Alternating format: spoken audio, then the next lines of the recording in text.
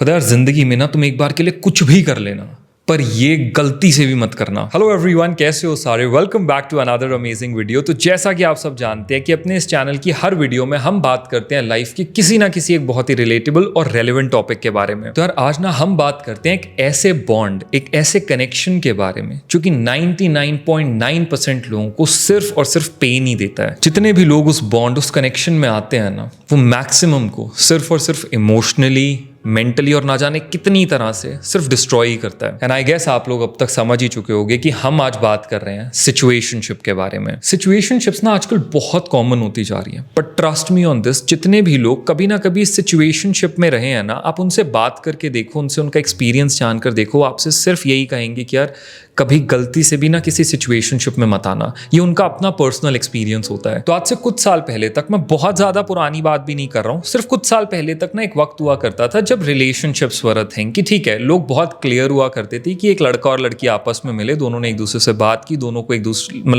दूसरे के लिए फीलिंग्स आई, एक दूसरे से बात करना अच्छा लगा, उन्होंने दोनों ने एक दूसरे को पसंद किया एंड बोल दिए बात एक दूसरे को, एंड फाइनली वो लोग एक रिलेशनशिप, फुल फ्लेजेड रिलेशनशिप में आ गए। या अगर दोनों में से किसी भी एक को फीलिंग्स नहीं आई या उनको एक दूसरे की वाइब नहीं समझ में आई, तो उन्होंने एक दूसरे से बात कह दी और वो लोग उस रिलेशनशिप में नहीं आए। तो ये एक बहुत ही ब्लैक एंड वाइट सिचुएशन होती थी, या तो हम रिलेशनशिप में हैं या तो हम रिलेशनशिप में नहीं है। लेकिन आजकल के टाइम पे मैं देख रहा हूँ, लेटली अभी कुछ सालों के अंदर ही ये बहुत ज़्यादा फ्रीक्वेंट हो चुका है कि लोग ना इस ग्रे सिचुएशन में आ चुके हैं। ब्लैक एंड वाइट नहीं, ये ग्रे जोन आ गया है जिसको लोग कहते हैं सिचुएशनशिप। अब एक बार ना इस सिचुएशनशिप को एक प्रॉपर एग्जाम्पल के थ्रू समझते हैं, एक प्रॉपर हम ये चीज़ समझते हैं कि सिचुएशनशिप होती क्या है, ये स्टार्ट कैसे होती है और वाइल एंडिंग ये दोनों या दोनों में से किसी एक पार्टी को हार्म कैसे करती है। अब देखो, बड़ी सिंपल सी चीज़ है, एक लड़का एक लड़की है, वो दोनों आपस में मिले, वो किसी भी मीडियम से मिल सकते हैं, या तो किसी कॉमन फ्रेंड के थ्रू मिले, या किसी डेटिंग ऐप के थ्रू उन्होंने बात स्टार्ट करी, या मे बी इवन किसी मैट्रिमोनियल वेबसाइट के थ्रू उन्होंने बात स्टार्ट किया। नॉर्मली इंस्टाग्राम पे एक दूसरे की प्रोफाइल्स देखी, एक दूसरे को मैसेज कर दिया, वहां से बात स्टार्ट हुई,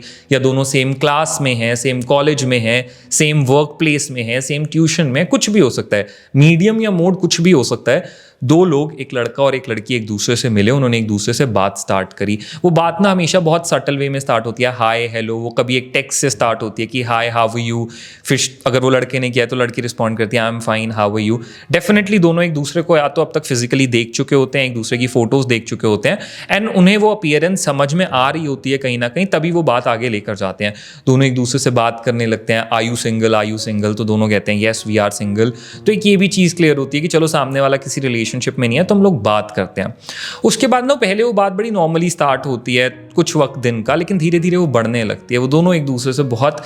substantial amount of their day, मतलब काफ़ी एक अच्छे खासे वक्त तक वो एक दूसरे से बात करते रहते हैं। वो टेक्स्ट हो सकते हैं, वो फ़ोन कॉल्स हो सकती हैं, वो वीडियो कॉल्स हो सकती हैं, वो मिलना भी स्टार्ट कर देते हैं। ठीक है, अब दोनों को एक दूसरे से बात करना बहुत अच्छा लग रहा है, दोनों एक दूसरे से अपनी लाइफ की बातें शेयर कर रहे हैं, अपनी कुछ बहुत पर्सनल चीज़ें शेयर कर रहे हैं। दोनों जानते हैं कि हाँ, हम दोनों एक दूसरे से बात करने में बहुत कंफर्टेबल हैं। बट ठीक है, एक ये होता है टॉकिंग स्टेज, जिसे हम कहते हैं कि ठीक है अभी बात ही चल रही है, बात करते करते कुछ हफ्ते हो गए, कई बार कुछ महीने हो गए, बातें ही हो रही हैं। लेकिन ना एक पॉइंट के बाद वो बातें बहुत इंटेंस हो गई, मतलब जितना वो लड़की अपनी किसी और फ्रेंड से बात नहीं कर रही, वो उस लड़के से कर रही है, और लड़का भी अपने दिन का एक काफ़ी अच्छा खासा शेयर उस लड़की के साथ स्पेंड कर रहा है, उससे बातें करने में, रातों को बातें कर रहे हैं, सब कुछ हो रहा है। तो क्लियरली ये एक नॉर्मल फ्रेंडशिप नहीं होती, फ्रेंडशिप से कुछ ज़्यादा ही होता है। लड़की उसे अपनी हर बात कह रही है, हर चीज़ लड़की को उस लड़के को ही बतानी है, सब कुछ शेयर करना है, मिलना है, एक दूसरे के साथ हैंग आउट करना है, वो थोड़ा बहुत एक दूसरे को लेकर एक टाइम के बाद पॉजेसिव भी हो रहे हैं, सब कुछ हो रहा है। तो क्लियरली उनके एक्शंस ये दिखा रहे हैं कि ये सिर्फ एक सिंपल फ्रेंडशिप नहीं है, फ्रेंडशिप से कुछ ज़्यादा है। बट ना दोनों में से कोई भी एक दूसरे को ना कुछ कहता नहीं है। ठीक है, दोनों कहते हैं let's see it's going good, ठीक है। एक इंसान सोचता है कि मे बी दूसरा कुछ कहेगा, दूसरा सोचता है मे बी पहला कुछ कहेगा, ऐसा कुछ नहीं होता। आसपास के लोगों को भी ये दिख रहा होता है, उनके फ्रेंड्स को भी ये दिख रहा होता है कि यार ये कितना एक दूसरे के साथ टाइम स्पेंड करते हैं, एक दूसरे के साथ कितने वोकल हैं। तो नॉर्मल फ्रेंडशिप तो नहीं है, नॉर्मल फ्रेंडशिप से कुछ ज़्यादा है, बट दोनों में से कोई भी पार्टी एक दूसरे से कुछ नहीं कहती है। अब इसी पूरे सिनारियो के अंदर क्या होता है, क्योंकि वो दोनों एक दूसरे के साथ इतनी बातें कर रहे हैं, टाइम स्पेंड कर रहे हैं, तो थोड़ा और क्लोज आने लगते हैं। कई बार क्या होगा कि एक दूसरे का हाथ पकड़ लेंगे, वाइल ड्राइविंग एक दूसरे का हाथ पकड़ लेंगे, कहीं बाहर जा रहे हैं तो एक दूसरे का हाथ पकड़ के वॉक कर रहे हैं। कई बार हग उस तरह से कर रहे हैं जो कि एक फ्रेंडली हग नहीं है, उससे ज़्यादा इंटेंस हग है, या फिर कई बार क्या होता है कुछ सिचुएशंस में चीज़ें वो टुवर्ड्स किस भी चली जाती हैं कि उनका किसी मोमेंट में किस भी हो गया, या कई बार चीज़ें और आगे चली जाती हैं, बट दोनों में से ना किसी ने भी अभी एक दूसरे को कुछ कहा नहीं है, तो एक सटल कन्फ्यूजन सी होती है। दोनों अंदर से जानते हैं कि हाँ यार ये दोस्ती तो नहीं है, उससे कुछ बहुत ज़्यादा है, पर कोई कुछ बोल भी नहीं रहा है किसी को। वो सबको यही टैग दे रहे हैं that we are good friends, we are good friends, we are good friends, and एक दूसरे को भी यही ना कहीं चल रहा है कि यार yes we are good friends, या मे बी ये बात हो रही है let's go with the flow, let's see. अब जब इतनी क्लोजनेस बढ़ जाती है ना आपस में, तो हाईली मोस्ट लाइकली बहुत हाई चांसेस होते हैं कि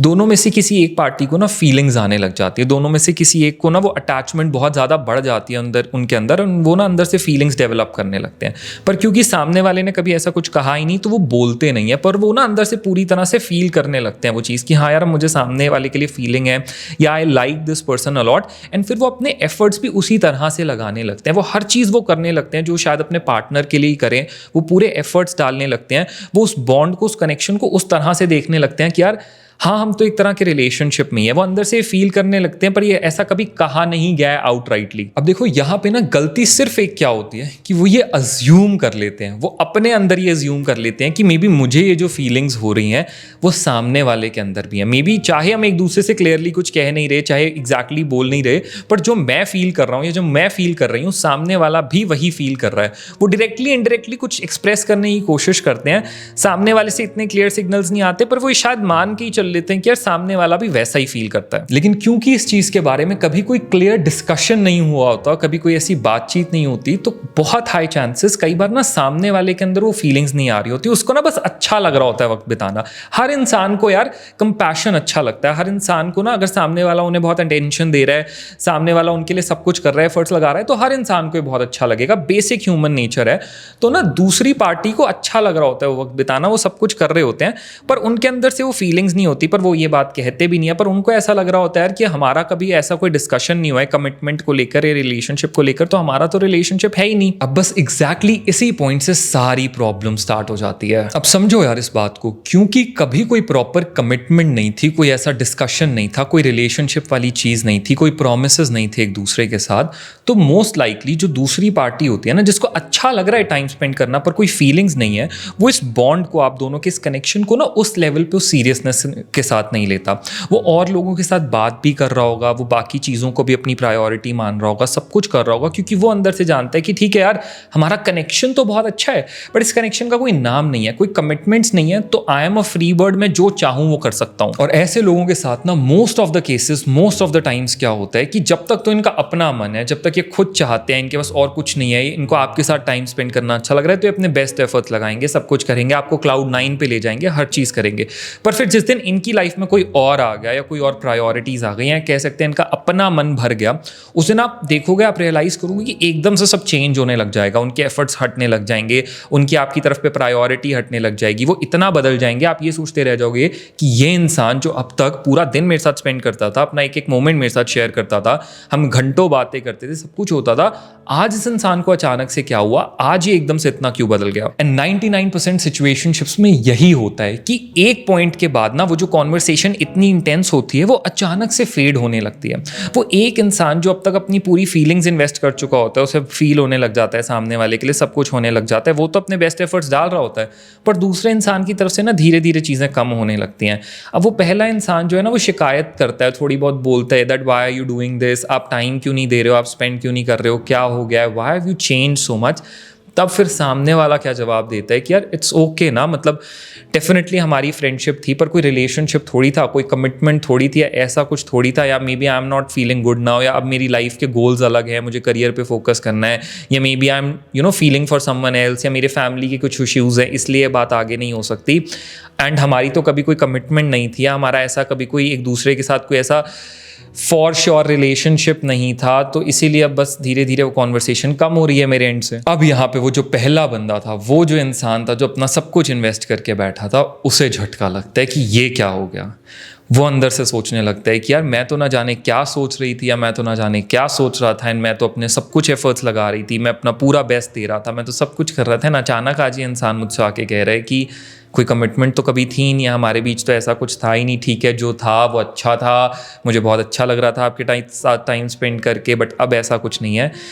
यहाँ पे फिर वो जो पहला इंसान था ना, जो सब इन्वेस्ट करके बैठा था, वो शैटर होता है। लेकिन अब चीज़ें और वर्स्ट कैसे होती हैं कि वो जो पहला इंसान है ना, वो कोई शिकायत भी नहीं कर सकता, वो ये भी नहीं बोल सकता तुमने मुझे धोखा दिया, तुमने मेरे साथ गलत किया, तुमने मुझे लीड किया। वो इनमें से कुछ नहीं कह सकता, क्योंकि ऐसा कुछ हुआ ही नहीं। ये बात तो सही है कि सामने वाले ने कोई प्रोमिसेस किए ही नहीं। ये लोग तो सोच रहे थे गो विद द फ्लो है, या हम फ्रेंड्स हैं, सब कुछ बहुत अच्छा लग रहा है, हर चीज़ दोस्ती से बहुत ऊपर हो रही थी, पर क्योंकि कभी कोई कमिटमेंट्स नहीं थी, तो वो जो पहला इंसान है वो शिकायत करे भी तो किससे करे, बोले भी तो किससे बोले, उस इंसान को भी क्या बोले, क्या ही कहे। यहाँ पर फिर वो इंसान ब्रेक होता है, यहाँ वो शाटर होता है अंदर ही अंदर, क्योंकि ना उसके मन के अंदर बहुत सी चीज़ें होती हैं, बहुत सी बातें होती हैं जो वो कहना चाहता है, चीखना चाहता है, चिल्लाना चाहती है, बहुत कुछ करना चाहते हैं वो, बट कुछ कह ही नहीं सकते, किसे कहें। वो जो दूसरा इंसान था उसका तो मन भर चुका है, उसके लिए तो रिलेशनशिप कभी वैसा था ही नहीं, उसके लिए तो सिर्फ एक बॉन्ड था, एक दोस्ती थी,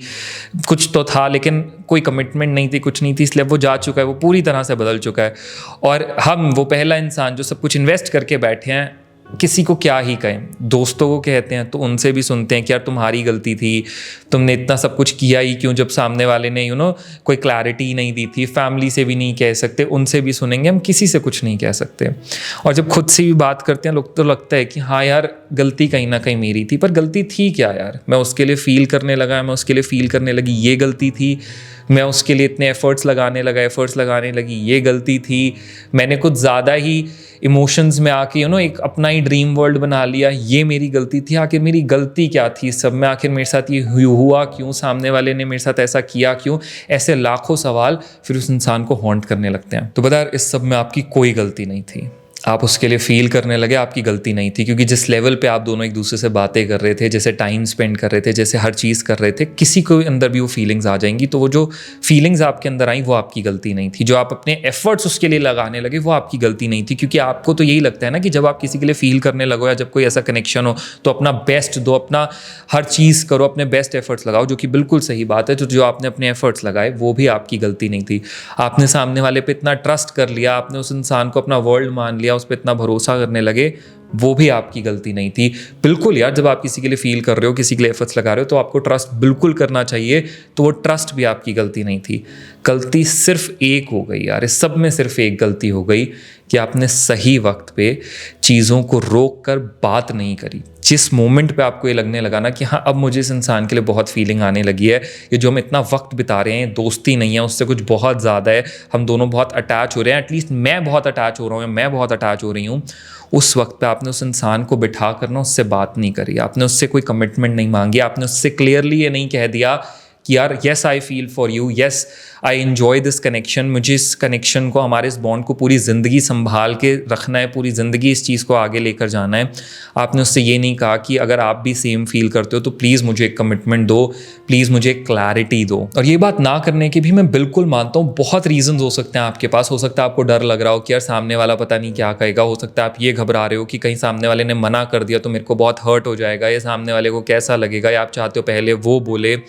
देखो मैं सब चीज़ समझता हूँ यार, हर बात मैं समझता हूँ, वो डर भी समझता हूँ कि अगर सामने वाले ने नो कह दिया तो क्या। पर पता है उस वक्त इनिशियली क्लियरली बात कर लेना, क्लियरली अपने सवाल पूछ लेना। अगर सामने वाला क्लियर नहीं है, वो श्योर नहीं है आपको लेकर, वो ये स्टार्टिंग में ही बात कह दे, तो उस वक्त 4 दिन रो लेना या 4 दिन बुरा फील कर लेना फिर भी सही होता है, इंस्टेड ऑफ कि आप 6 महीने 8 महीने 1 साल तक उस इंसान के साथ इस कनेक्शन को आगे लेकर जाओ, और 1 साल बाद आपको जाकर ये सुनना पड़े कि यार हमारे बीच में तो कोई कमिटमेंट्स थी ही नहीं, या मैं तो कभी श्योर था ही नहीं, मैं तो श्योर थी ही नहीं।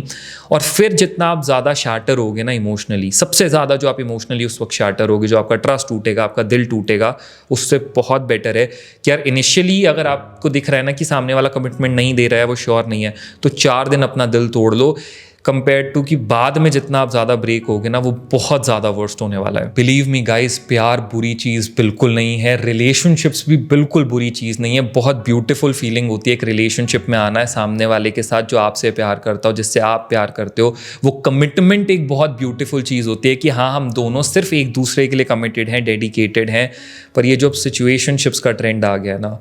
बहुत ज़्यादा बुरा, मैं क्लियर वर्ड्स में बोलूँ तो बकवास ट्रेंड है, बिल्कुल ही वाहियात चीज़ है ये सिर्फ लोगों के अंदर कन्फ्यूजन्स क्रिएट करता है और एक पॉइंट के बाद आपको बहुत ज़्यादा इमोशनली हर्ट करता है। एंड स्पेशली जितने भी इमोशनल लोग हैं ना यार, मैं उनको क्लियरली ये बात बोल देना चाहता हूँ,